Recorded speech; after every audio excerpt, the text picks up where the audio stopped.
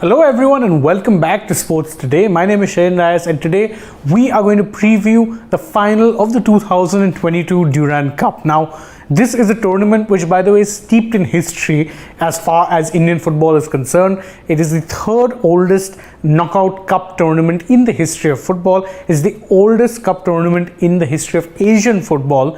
And this year it's gotten a renewed focus because it has been recognized by the AFC as one of two domestic cups that Indian football clubs will be participating in. Remember, ISL clubs were mandated to be taking part in it, as well as 5 clubs from the I-League, as well as teams from the Indian Armed Forces as well, which is traditionally where the tournament had actually started off. Now, we're at the business end of the tournament, and when I say business end, I mean we're down to the last 2 teams.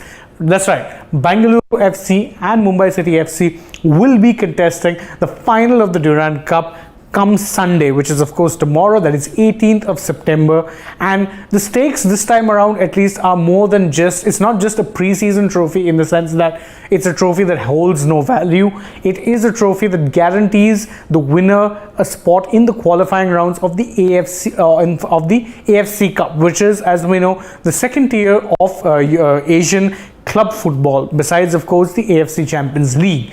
Now, this time around, obviously, both the clubs who have made it are what you'd call two of India's top clubs, and would of course be vying for the spot of the AFC Champions League. But it's never the worst thing in the world to have a guaranteed slot in the qualifications of the secondary tournament, because again, any continental tournament is better than no continental tournament. So obviously the winners this time around will be guaranteed a shot at, of course, playing a continental club tournament. Now, let's quickly look at who exactly would be considered the favorites into this. And believe you me when I say it's a very, very close call between both sides. There's not really much in terms of differentiation between either of these sides, because if you look at, of course, Bengaluru FC now, they ended up finishing second in their group, which was Group A, and they got 8 points. Incidentally, they finished behind only Mohammedan Sporting, who unfortunately couldn't make it this far. Otherwise, would have been quite the fairy tale, because again, not only are they an I-League club, which means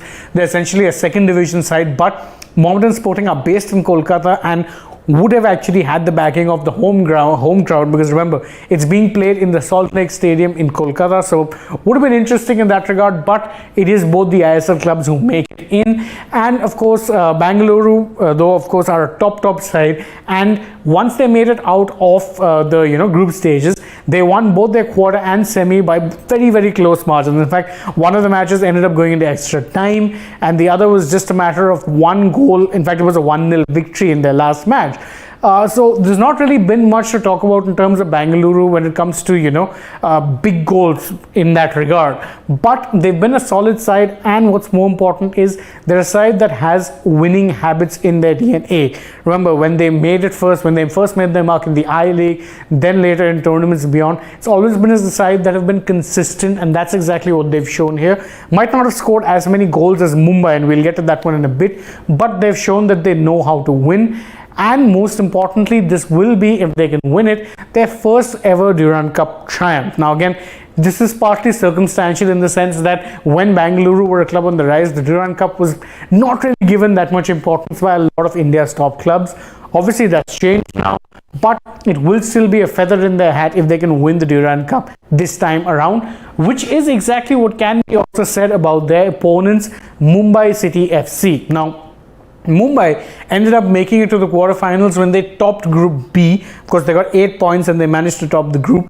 So, on that sense, they accomplished the main feat, which is of course making it to the knockout rounds, because again, the way the groups were, the top 2 from each group was making it through to the quarters.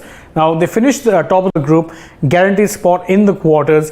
In fact, their quarter-final victory, which it's worth noting, they had beaten an ISL club as well. They won that in extra time, but they won it 5-3, which shows that when it really comes down to it, Mumbai City FC are a team that know how to score goals. However, the semi-final victory was also on a fairly close margin. Not really much to talk about, which, to be fair, does tend to happen a lot in one-legged knockout games, because you don't want to be taking too many risks. So games will often be decided by smaller margins. But Key thing is they made it to the finals, and remember, Mumbai City FC are recent winners of the ISL, but they too will be looking to win their first ever Durand Cup. So obviously there's history at stake for both of these teams. Neither of them have won the trophy, and as far as Indian football is concerned, it is impossible to talk about the history of Indian football without talking big accomplishment for either of these sides if they can manage to. But who exactly? Offensively, they can be a little, they can sometimes be a little suspect, but they're very good going forward. They do tend to leak goals, but they will score more goals than their opposition. In fact, that's pretty evident if you look at, the goal scoring records of both teams. Now, both of these teams have a number of goal scorers in the top categories. In fact, Mumbai City FC's Lalanzwala Shankte is of course the top goal scorer up until this point. He's gotten a whopping 7 goals so far in the tournament. And to make things better for Mumbai City FC, Greg Stewart, who is also their player, is the second highest. He's gotten 6 goals. So you think that they would have the edge in terms of goal scoring in that regard, and you would be correct in some ways, but it is also worth noting that Bangalore goals are a little more spread out as compared to with Bengaluru FC, the goals are a lot more spread out in comparison to, say, what it is with Mumbai City FC. Now, if you look at the goal scorers here, you have Shiva Shakti Narayanan for Bengaluru FC, who scored 4 goals, and then you have the star attacking duo of Bengaluru FC, which is of course Sunil Shetty and Roy Krishna, both of whom have gotten 3 goals each. So in that sense, as I said, the goals are more spread out with Bengaluru, but watch out for both Shankte and Stewart, because they have been finding the back of the net a lot in this particular tournament. That being said, it's very fine margins between both sides. Too close to call for me, so I'm not really going to call it. You guys can let me know who exactly you think is the favorite in this particular final in the comments. What I'm going to be doing for sure is watching the match with a lot of interest, because as I said, it's 2 very good teams. I'm expecting a close match. I'm expecting an absolute cracker of a game. So let us know in the comments who you think is the favorite, and who of course will win the top goal scorers award. And don't forget to like the video, share it with your friends, subscribe to the channel if you haven't already, and of course tap the bell icon so that you know when it is we're going live or uploading a new video for you guys. Then you can go ahead and follow us on Facebook, Twitter and Instagram as well. We're on all those platforms. And last but not least, download the Sports app for all the breaking news updates from not just the world of football, but the world of sports in general. As always, I've been Shane Dias. Thank you so much for joining us, and I hope to see you all again soon, but bye-bye for now.